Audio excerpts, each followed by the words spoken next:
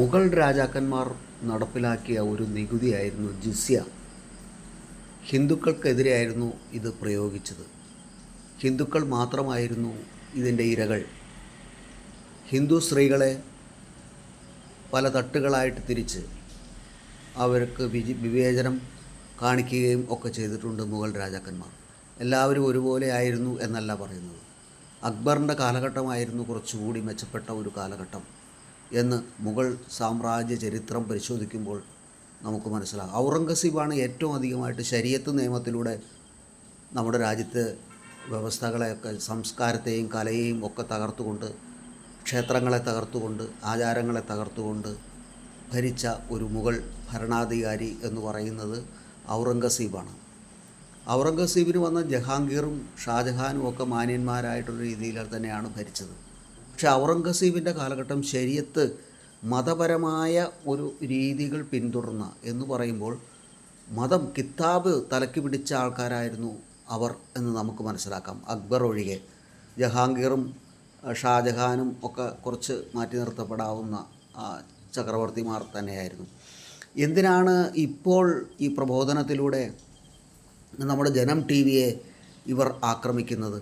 ഇതെല്ലാം വസ്തുതകളാണ്. ഈ വസ്തുതകൾ പറഞ്ഞു എന്നുള്ളത് കൊണ്ടാണോ ഇവർ പഠിപ്പിക്കുന്ന ഈ 6-ാം നൂറ്റാണ്ടിലെ ഈ മതക്കാർ പഠിപ്പിക്കുന്ന സ്കൂളുകളിലെ എന്തൊക്കെയാണ് അവിടെ പഠിപ്പിക്കുന്നത് എന്നുള്ളത് ഗവൺമെൻറ് അന്വേഷിക്കേണ്ടതാണ്. ഗവൺമെൻറ് എന്ന് പറയുമ്പോൾ ഇവിടെ ഗവൺമെൻറ് ഉണ്ടായില്ല കഴിഞ്ഞ 10 വർഷമായിട്ട്.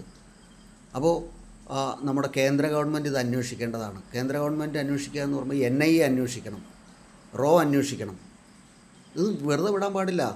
നമ്മുടെ ആചാരങ്ങളെ തകർക്കാൻ ആയിരക്കണക്കിന് വർഷങ്ങളായിട്ടുള്ള വിഷു എന്ന സംസ്കൃതിയെ ചൂണ്ടി ചിലർ ചില കാര്യങ്ങളൊക്കെ പ്രചരിപ്പിക്കുന്നത് ഒരിടത്തല്ല പലയിടത്തത് പ്രചരിപ്പിച്ചു എന്നുള്ളതാണ് സത്യം. അപ്പോൾ ഇത് ആസൂത്രിതമായ ഒരു ലക്ഷ്യം വെച്ചുകൊണ്ടുള്ള ഒരു 2047 ലക്ഷ്യം വെച്ചുകൊണ്ടുള്ള, അവർ പറയുന്നത് അങ്ങനെയാണല്ലോ, തങ്ങളുടെ രാജ്യം ഇവിടെ സ്ഥാപിക്കും. ഈ 6-ാം നൂറ്റാണ്ടിലെ കപടവാദക്കാർ പറയുന്നത് അവരുടെ കിതാബ്, കറുത്ത കിതാബിൽ എഴുതിയിരിക്കുന്ന കാര്യങ്ങളാണ് അവരിവിടെ പറയുന്നത്, അവരിവിടെ നടപ്പാക്കാനായിട്ട് ഉദ്ദേശിക്കുന്നത്. അതിൻ്റെയൊക്കെ മുന്നോടിയായിട്ട് ഹിന്ദുക്കൾ എങ്ങനെ പ്രതികരിക്കും എന്നുള്ളതായിരുന്നു അവരുടെ വിഷയം. ഇങ്ങനെ വന്നു കഴിഞ്ഞാൽ അങ്ങനെ പടിപടിയായിട്ട് കുറേശ്ശെ ആയിട്ട് അവർക്ക് മുന്നേറാമെന്നാണ്. നമ്മൾ വിട്ടുകൊടുക്കാൻ പാടില്ല. വിട്ടുകൊടുത്തു കഴിഞ്ഞിട്ടുണ്ടെങ്കിൽ കാശ്മീരിലെ പണ്ഡിറ്റുകൾക്ക് സംഭവിച്ചത് തന്നെ നമുക്ക് സംഭവിക്കും. അതിലും ഭീകരമായ അവസ്ഥയിലായിരിക്കും നമുക്ക് സംഭവിക്കാൻ പോകുന്നത്. കാശ്മീർ ഫയൽസിൽ എന്താണ് പറഞ്ഞത്? കാശ്മീർ ഫയൽസ് നിങ്ങൾ കണ്ടതാണെങ്കിൽ ആ സിനിമയിൽ പറയുന്നത്, നിരത്തി വെടിവെച്ച് കൊല്ലാൻ വേണ്ടി ആളുകളെ നിരത്തി നിർത്തിയിട്ട് പറയുന്നത്, ഒന്നുകിൽ മതം മാറുക, അല്ലെങ്കിൽ നാട് വിട്ടു പോവുക, അല്ലെങ്കിൽ മരിക്കാൻ തയ്യാറാവുക എന്നാണ് ആ കാശ്മീർ ഫയൽസിൽ പറഞ്ഞത്.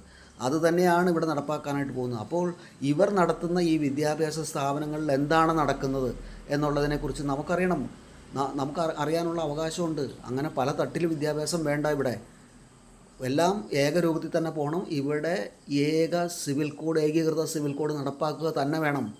അപ്പോഴാണ് ഇതെല്ലാം കറക്റ്റ് ആവുകയുള്ളൂ. അപ്പോൾ കറക്റ്റ് ആവണം. ഇത് നമ്മളെ ആളുകളെ ഉപദ്രവിച്ച് കൊണ്ടുപോകുന്ന പരിപാടി ഇനി അംഗീകരിച്ച് കൊടുക്കാനായിട്ട് പറ്റില്ല. അപ്പോൾ അവിടുത്തെ പഠനങ്ങളൊക്കെ കഴിഞ്ഞ് വന്നിട്ടാണ് ഇവർ ഡോക്ടർമാരൊക്കെ ആയതിനു ശേഷമാണ് നമ്മുടെ രാജ്യത്ത് ഭീകരവാദം ഉണ്ടാക്കുന്നത്. എത്രയോ എഡ്യൂക്കേറ്റഡ് ആയിട്ടുള്ള ആൾക്കാരാണ് ഈ ഭീകരവാദികളായിട്ട് മാറിയിട്ടുള്ളത്. അതെന്തുകൊണ്ടാണ്? രാവിലെ സൂര്യൻ ഉദിക്കുന്നതിന് മുമ്പ് പോയി തുടങ്ങുകയാണ് ഈ പഠനം, ഈ പരിശീലനം. അതുകൊണ്ടാണ് ഇതൊക്കെ സംഭവിക്കുന്നത്. ഇതൊന്നും വരാതിരിക്കാൻ NIA ഇതിനെക്കുറിച്ച് വ്യക്തമായിട്ട് അന്വേഷിക്കണം.